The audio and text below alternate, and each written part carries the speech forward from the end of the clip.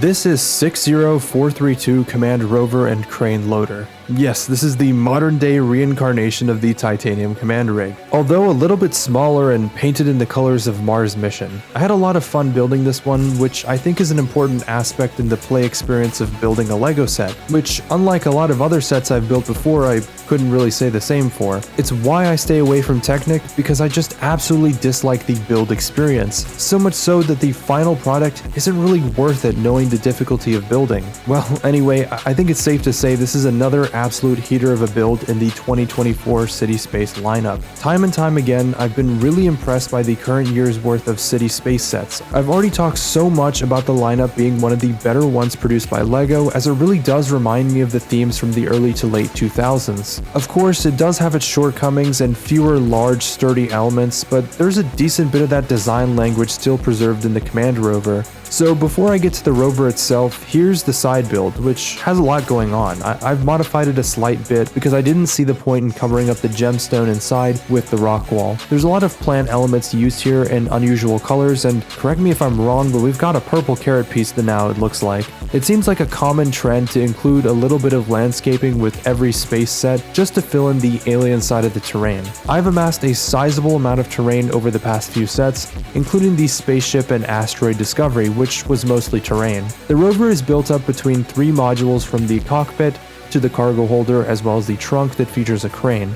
The crane in the official box art is seen holding up batteries that connect to the sides of the rover. The center of the truck holds a research module which can be removed from the center of the rover. This one seems to have a computer that is scanning a crystal, and I really do wonder what is the story behind the crystals. They seem to be a source of energy for the vehicles from what I can tell. The module, as well as several others, appear in the space station. I wonder if LEGO is planning on doing more of these modular connection sets, or maybe even an expanded space station that utilizes all of the modules. Whatever ends up happening, I just hope that LEGO doesn't drop this style of city space, at least for the next year. The driver's seat has room for 2 pilots and maybe even some room for 1 or 2 more figures in the back. There seems to be a phone console and a resource monitor of some sort on the dashboard as well. Before I move away from talking about the rover, I just wanted to say this set, it definitely has a lot of heft and weight to it. I really do enjoy the usage of the large, hard plastic wheels. Details on the treads and orange rims are great too. It definitely feels like a command ship to the much smaller rover.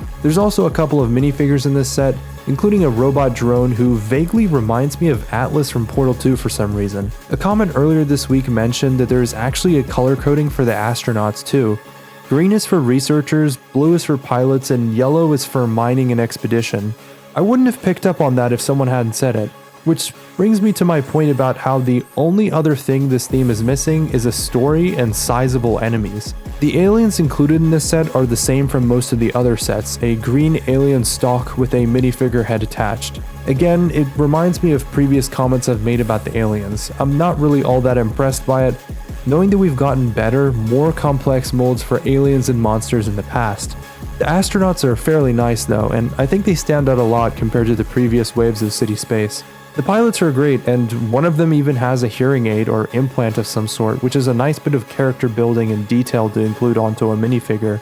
But yeah, overall, I think this is one of the stronger sets in this wave of City Space, and my expectations are starting to get really high for whenever I get hold of the Space Base or Science Lab.